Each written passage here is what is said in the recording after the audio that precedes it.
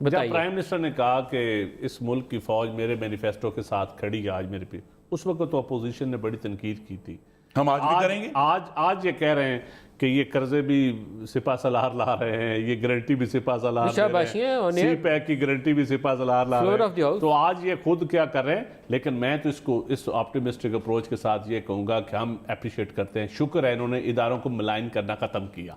शुक्र है इनको जाते जाते आज साकिब निसार भी अच्छे हो गए। शुक्र है ये आइंदा आला अदलिया का एहतराम करेंगे। ये जलसों में 5 जजों का नाम नहीं लेंगे, 5 में से 3 को तो माफ़ कर दिए इन्होंने जाते जाते, बाकी को भी ये कर देंगे। ये मेरे लिए तो एज ए पाकिस्तानी ये अच्छी बात है कि चलो हम इदारों की मजबूती चाहते हैं ना, हम चाहते हैं ये इदारों की इज्जत की जाए, हम चाहते हैं कॉन्स्टिट्यूशन। जस्टिस साकिब निसार ने जब लेकिन इनका बयानिया चेंज हो गया, मियां साहब का बयानिया चेंज हो गया, अब छोटे मियां साहब का बयानिया आया। छोटे मियां साहब का मैं एक और स्टेटमेट सुनाऊंगा, उस पर रशीद साहब का और बड़े मियां साहब का बयानिया। ये मिलिट्री कोर्ट्स के ऊपर शहबाज साहब ने कुछ कहा आज, वो भी बयान दिखाएगा जी।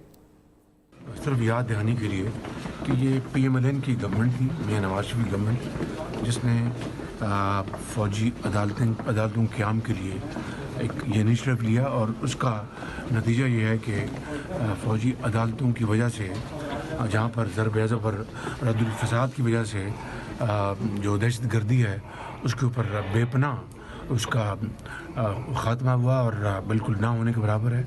उसी तरीके से जो मिलिट्री कोर्ट्स ने उस ज़माने में जो बनी, उसका एक खौफ पैदा हुआ, खौफ तारी हुआ और उसके नतीजे में जो दहशतगर्दी में बहुत कमी आई।